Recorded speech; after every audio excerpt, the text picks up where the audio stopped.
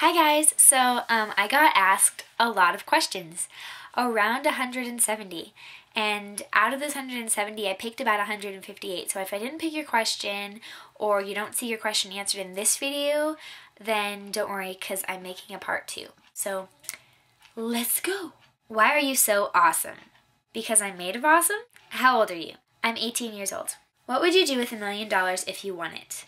I would probably donate most of that to my church. For myself, if there was anything left over, I would probably put the rest into savings for traveling.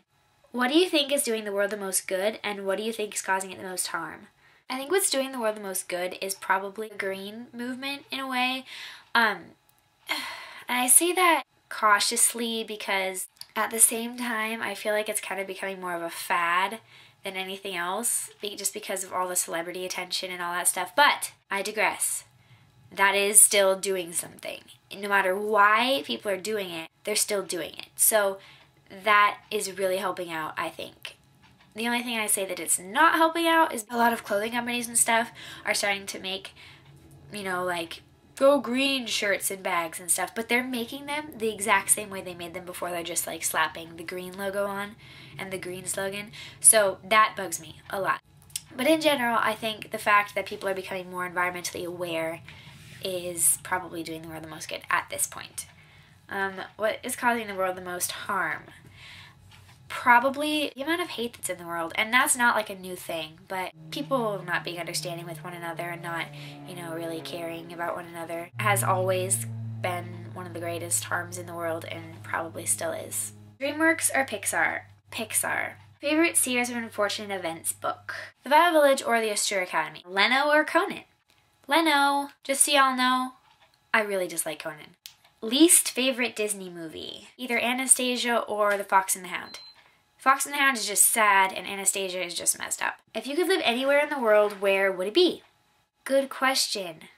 I really like where I am, but if I could live anywhere else, I would probably live in Europe somewhere. Maybe London or Ireland or Italy? What inspired you to start making videos?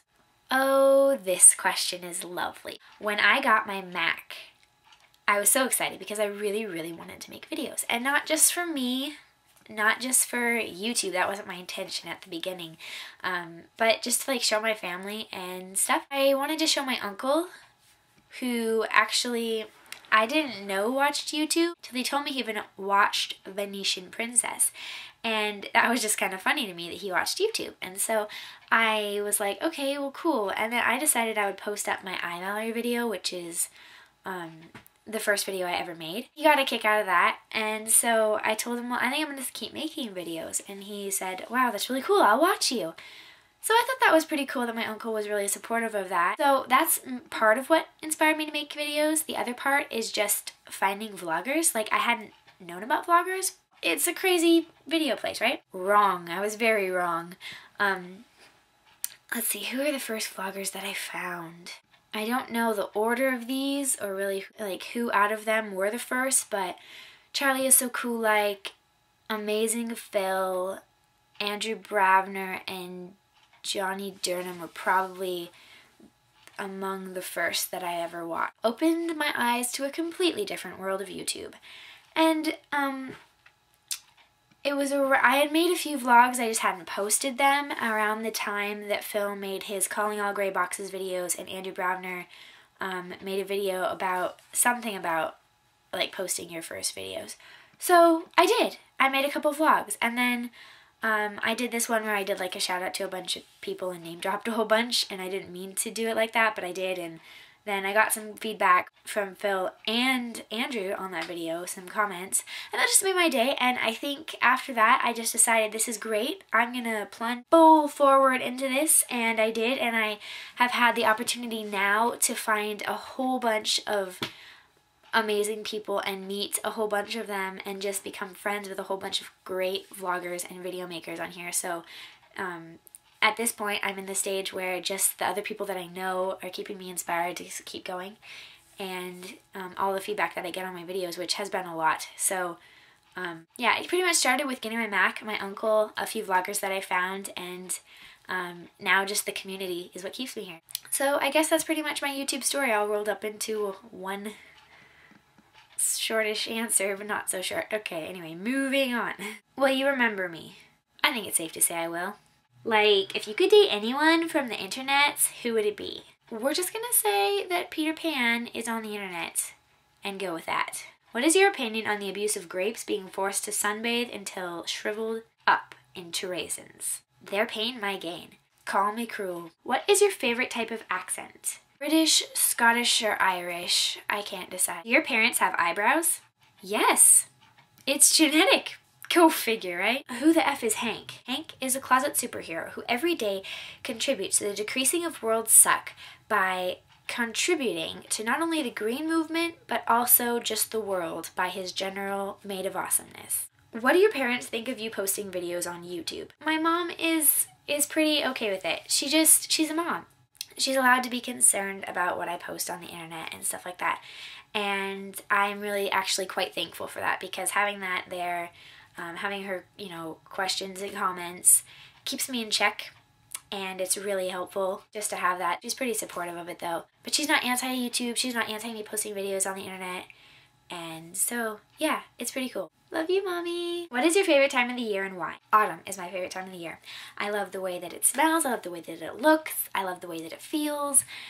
I don't know, I just can't explain it. I just love autumn. How did you come up with your channel name? Funny you should ask that. Okay, I will tell this story, and I will not look good doing it because it is a horrible story, really. Last year at school, I had a really heavy workload, and I was also the editor-in-chief of my college paper. This contributed a lot of stress to my life, and just after a whole year of it, I was getting pretty bad at just handling it and being chill and being happy. So one night I came home and I was up late. I think I had a German test the next day or something. And I was up late and my family was up. I don't even know what was going on, but I snapped and I was really rude. And I did not have a reason to be rude.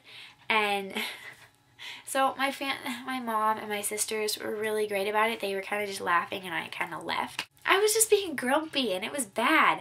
So I came back in just as Kim was finishing joking with my mom. Oh, isn't she just a little ray of sunshine? Mallory of sunshine, ha ha ha. So I of course got more irritated at this and I left and I went to bed and I fell asleep right away. That was good. But ever since then, and ever since school has been over and I've been back to normal and actually happy and decent again, the nickname came back around. It actually means what it sounds like it means now. It just didn't then. They were just jesting at me and I deserved it. So anyway, that's where I got my channel name. It was because I was being nasty and they were poking fun at me, trying to lighten my mood and make me laugh. What do you think is the key to having an awesomely awesome YouTube channel? This is gonna sound really corny, I'm sure, because probably everybody will say it. And there's a reason that some things everybody says, usually they're true.